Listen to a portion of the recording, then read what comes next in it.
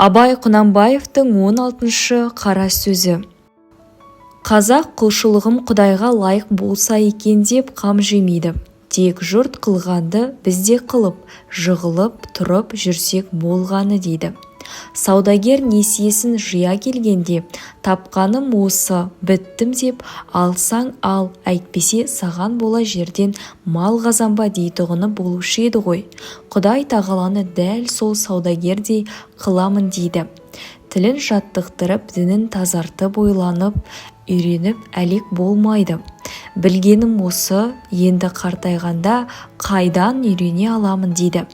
Оқымадың демесе болады дағы, тілімнің келмегенін қайтушы еді дейді. Оның тілі өзге жұрттан бөлекше жаратылып па?